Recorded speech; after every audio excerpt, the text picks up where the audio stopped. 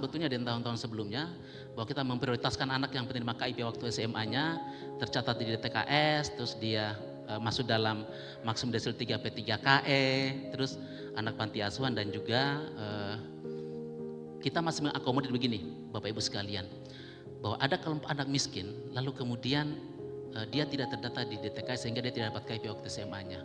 Anak miskin tapi tidak terdata dalam miskin ekstrim, misal begitu. Sehingga kita bisa mengakomodir bahwa berikan kesempatan, kita buatkan kriteria, kita lihat ya penghasilan orang tuanya yang penghasilan di bawah 4 juta atau kalau kita rata-rata di 750.000 itu masih kita gunakan. Walaupun itu prioritas terakhir ya Pak Yon ya.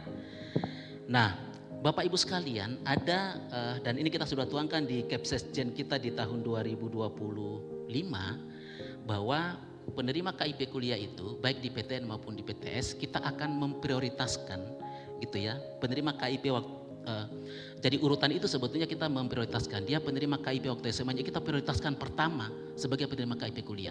Kita ini juga hadir dari pimpinan perguruan tinggi baik PTN, tadi saya belum menyapa pimpinan perguruan tinggi swasta yang hadir, terima kasih banyak. Kita akan mendorong anak-anak KIP waktu SMA-nya, kita akan dorong dia sebagai prioritas pertama karena mereka itu sudah clear pasti dia miskin. Ada kebijakan kita di tahun 2025 ini dan itu kita sudah tuangkan dalam Kepsesjen Dikti Saintek bahwa pada lulusan mengikuti seleksi SNPMB, di sana ada jalur SNBP dan SNBT. Itu bagi penerima KIP kuliah dan waktu SMA-nya itu prioritas paling utama sebagai penerima KIP kuliah. Nanti kami melalui kebijakan kita akan memastikan bahwa kalau dia sudah lulus SNBP dan dia lulus SNBT dan dia penerima KIP waktu SMA-nya, kita akan melekatkan individu itu untuk kuota kepada mahasiswa penerima KIP kuliah.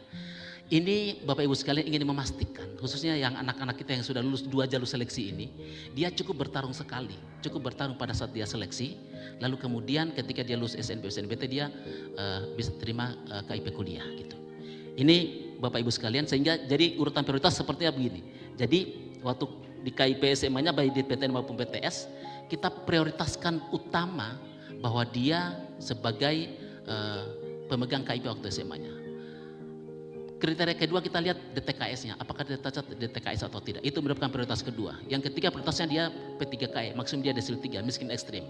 Dan prioritas keempat adalah menggunakan anak panti asuhan, dan kelima adalah menggunakan surat keterangan ditandai dengan penghasilan orang tua yang tidak lebih dari 4 juta. Kalau dia lebih itu tidak per orang tidak lebih dari 750.000. Berikut Bapak Ibu sekalian terkait dengan rencana distribusi kuota kita untuk tahun 2025.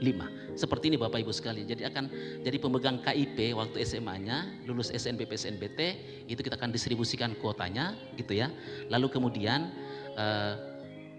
kuota berikut kita akan distribusikan ke PTN dan juga ke PTS melalui L2 Dikti. Juga termasuk sebetulnya ada kuota juga dari pemangku kepentingan gitu ya. Hampir sama sebetulnya dengan sistem kuota di tahun 2025, hanya saja di 2025 ini 2024 kemarin, 2025 kita ingin memastikan jadi anak yang sudah lulus SNBP dan SNBT itu kita memastikan dia akan terima KIP kuliah, sehingga pengkuotaan itu kita akan berikan saat dia melihat lulusan SNBP dan SNBT. Mungkin seperti ini ya. Ini jadi kuota nasional, jadi iterasi 1 itu ada kuota SNBP dan kuota pemangku. Setelah itu nanti di iterasi kedua kita akan tetap bagikan kuota PTN dan kepada LL Dikti. Lalu kemudian biasanya juga ada kuota yang pada iterasi yang ketiga terkait dengan ada pengembalian, ada kuota tambahan yang perguruan tinggi yang tidak menyerap lalu kita kembalikan. Namun satu hal yang ingin kami sampaikan bahwa di tahun 2025 ini akan kita memastikan bahwa kita sekarang lagi menunggu hasil seleksi SNBP nih, tanggal 18 pengumumannya untuk SNBP. Kita akan menunggu kita akan lihat berapa penerima KIP waktu SMA-nya, itu akan kita delivery kuotanya ke masing-masing perguruan tinggi berdasarkan rekapan hasil lulus SNBP, dan akan kami juga lihat nanti lulusan SNBT-nya. Iterasi kedua sama pada tahun-tahun sebelumnya, kita akan lihat kuota dari setelah SNBT kita distribusi kepada PTN dan juga kepada PTS melalui L2 Dikti. Berikutnya sama, pembiayaan sama saja, tidak ada yang berubah Bapak Ibu sekalian.